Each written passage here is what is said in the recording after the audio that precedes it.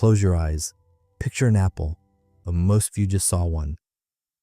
Maybe it was red, maybe green, maybe it was sitting on a kitchen counter, maybe it was just floating there against nothing. You didn't have to try, it just appeared. But right now, somewhere between 1 and 4% of the people watching this closed their eyes, tried to picture that same apple, and saw absolutely nothing. Not a blurry apple, not a faint outline, nothing.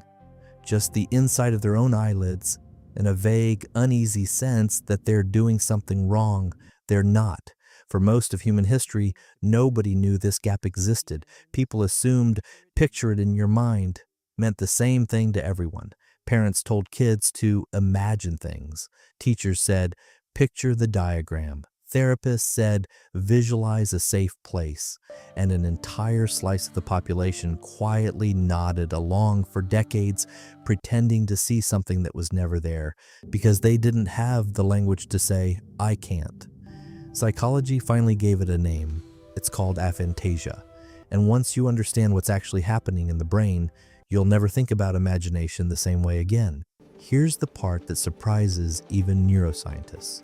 When someone with aphantasia is asked to imagine an apple, their visual cortex, the part of the brain responsible for seeing, still activates. The lights are on, the machinery is running, but somehow that signal never crosses over into conscious awareness. Brain scans show something specific happening here. Weaker connections between the frontal lobe, where intention and thought originate, in the visual centers in the back of the brain. The apple is being processed. It's just never being delivered. Think about what that actually means. The data exists. The brain knows what an apple looks like, the color, the curve, the small dimple where the stem sits. It's not a knowledge problem. It's a delivery problem. Somewhere between knowing and seeing that the signal gets lost in transit. There's a story that circulates in aphantasia research that captures this perfectly. A neuroscientist, someone who had spent years studying the brain professionally, was asked in a casual conversation to picture an apple. She closed her eyes expecting the obvious, and instead she described her mind's eye as completely black, not dark like a dim room, black like nothing was there at all. She had spent her entire career studying imagery in other people's brains without ever realizing her own didn't produce any. That's the part that should stop you for a second. This isn't rare in the sense of freakish. It's rare in the sense of invisible. Most people who have it don't find out until adulthood, often by accident, often in a conversation exactly like this one, because there was never a reason to suspect their inner experience was different from everyone else's. You can't compare an experience you've never had access to. And here's where it gets even stranger. People with aphantasia aren't blind to meaning. They know facts about the apple. They can tell you it's round, that it's red or green, that it has a stem. What they can't do is conjure the picture. Some describe it differently every time they try, because there's no fixed image to recall, only a fresh reconstruction from scratch, built out of facts rather than pulled up like a photograph. Others say they can feel the idea of an apple, almost like a concept with weight and texture, without a single visual pixel attached to it. If this is landing somewhere in you right now, if you just realize you might be one of these people, I want you to sit with that for a second before we go further. This isn't a flaw in your imagination, it's a different architecture entirely. And there's something waiting for you at the end of this video that you're going to want to see, because here's the twist almost nobody talks about.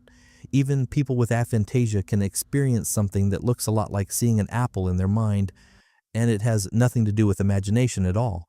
It's called a negative afterimage, and it's pure biology, not visualization. Here's how it works.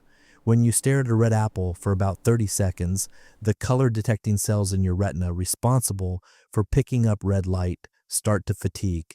They get tired the same way a muscle gets tired from overuse. The moment you look away or close your eyes, those fatigued cells go quiet. But the cells detecting the opposite color, green, are still fresh and firing normally. Your brain, comparing the signals, produces a ghost image in the complementary color. Stare at a red apple, and what appears when you close your eyes is a pale green apple, hovering there for 5, sometimes 15 seconds before it fades. This isn't your imagination doing anything. This is your eyes doing the work, not your mind's eye, which means it works on everyone. It doesn't matter if you can normally visualize 100 apples a day, or if you've never seen one behind your eyelids in your life. Your retina doesn't care about your aphantasia.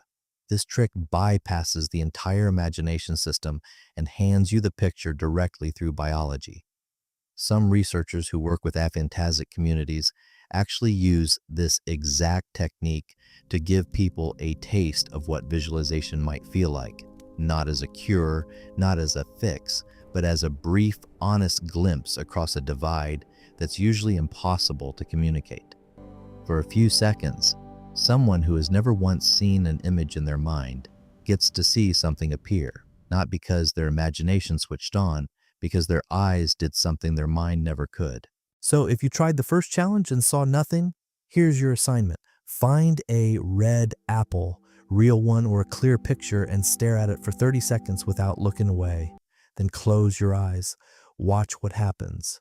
What this really tells us is bigger than one optical trick. It tells us that seeing in your mind was never one single ability.